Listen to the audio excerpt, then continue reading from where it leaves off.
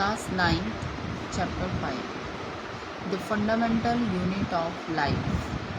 The Fundamental Unit of Life ये 9th class का chapter 5 है, जिसमें हमें पढ़ना है। इस चैप्टर का नाम क्या है? The fundamental unit of life. Fundamental का मीन्स होता है बेसिक एंड इम्पॉर्टेंट। फंडामेंटल का मीन्स पहले हमें इन वर्ड्स की मीनिंग पता होनी चाहिए कि हम किसकी बात कर रहे हैं। तो फंडामेंटल का मीनिंग जो होता है वो होता है बेसिक एंड इम्पॉर्टेंट।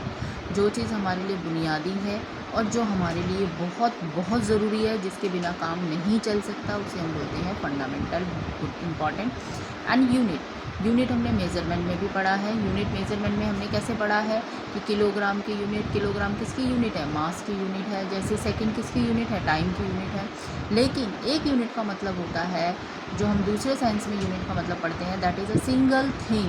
मतलब कि एक ऐसी अकेली वस्तु जो अपने आप में पूर्ण है, पूरी है, यानी उसे किसी और के पूरे होने की ज़रूरत नहीं है। जैसे हम देखते हैं वुड, क्या वुड को किसी के कंप्लीट होने की ज़रूरत है? नहीं है। लेकिन वुड से हम बहुत सारी चीज़ें बना सकते हैं, जैसे बेड बना सकते हैं, फर्नीचर बना सकते हैं। तो इसीलिए जो ऐसी वस्तु जो अपने आप में कंप्लीट है, जो अपने आप में पूर्ण है, उसे किसी दूसरी वस्तु की ज़रूरत नहीं है। लाइफ मतलब लिविंग थिंग। क्लियर है? आई होप कि सबको समझ आ गया होगा। ये fundamental unit of life. Fundamental यानी जो चीज़ हमारे लिए ज़रूरी है, बेसिक है।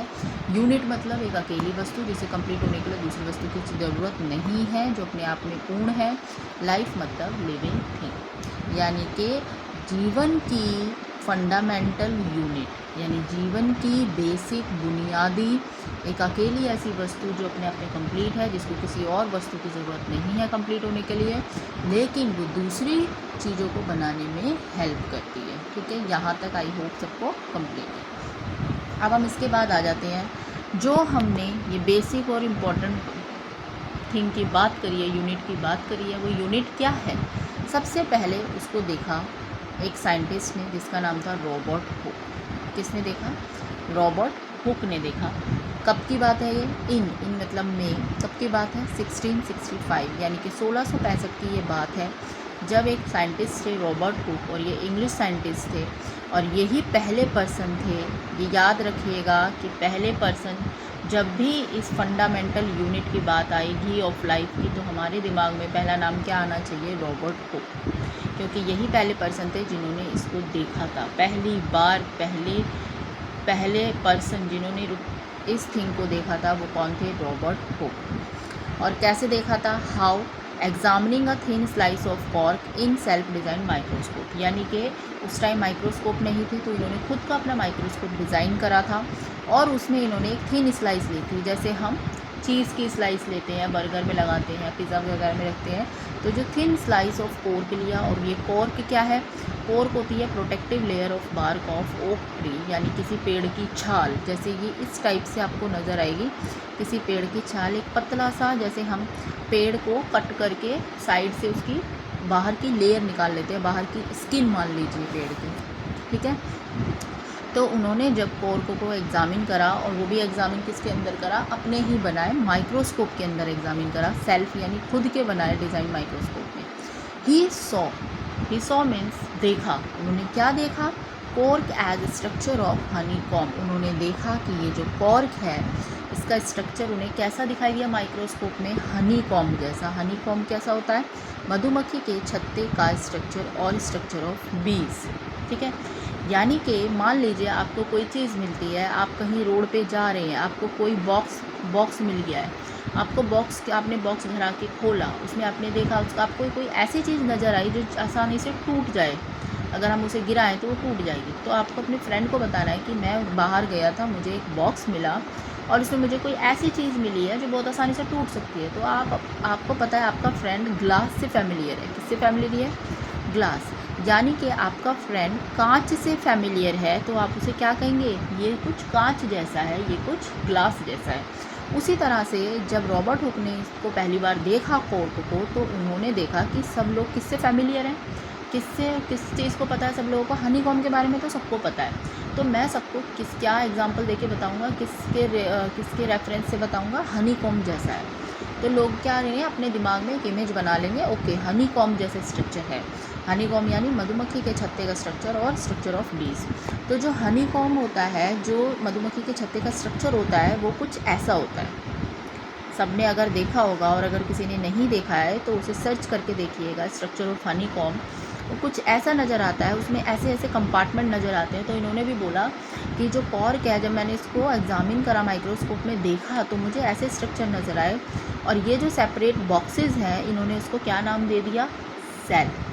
क्या नाम दे दिया इन्होंने इसको, he called these boxes cells. इन्होंने इसको नाम दे दिया सेल्स। और सेल्स का लैटिन में वर्ड होता है, लैटिन में मीनिंग होता है, एक लैटिन वर्ड है अ लिटल, यानी कि एक छोटा सा कमरा।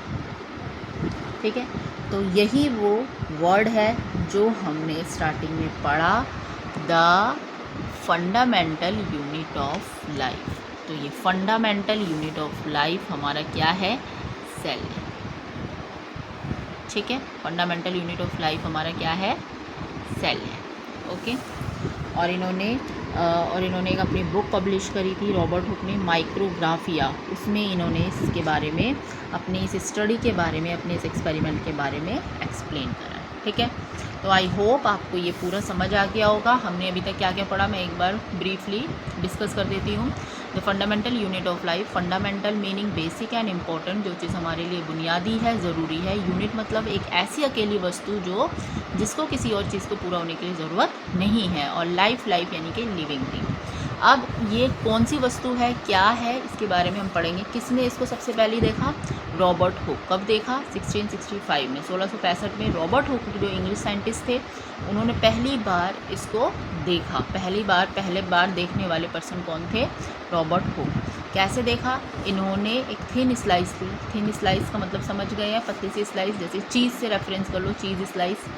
ऐसे इन्होंने एक स्लाइस ली, किसके लिए, कोर के लिए। और कोर क्या है, कोर के प्रोटेक्टिव लेयर है बार्क ऑफ ओक ट्री की, यानी कि ट्री की छाल है, ऐसे होती है ट्री की छाल टाइप। ठीक है, और इन्होंने सेल्फ डिज़ाइन माइक्रोस्कोप में से देखा। सेल्फ डिज़ाइन मतलब सेल्फ यानी खुद, और डिज़ाइन यानी खुद ही डिज़ाइन करे माइक्रोस्कोप में इन्होंने उसको देखा।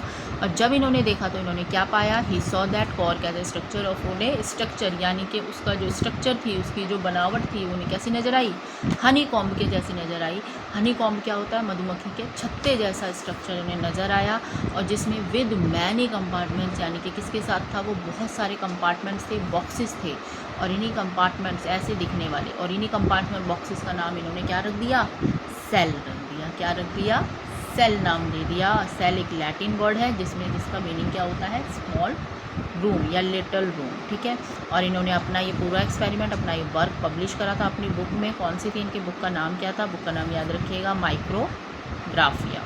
क्या थी, माइक्रोग्राफिया। ठीक है, लेकिन इसमें सबसे इम्पॉर्टेंट चीज़ है कि इन्होंने कौन से सेल को देखा था, नॉन लिविंग सेल्स को। कौन से सेल्स को देखा था, नॉन लिविंग सेल्स को इसमें इन्होंने देखा था। लिविंग सेल्स नहीं थे, उसके लिए दूसरे साइंटिस्ट आए थे जिन्होंने लिविंग सेल्स को एग्जामिन करा था। ओके, समझ आ गया।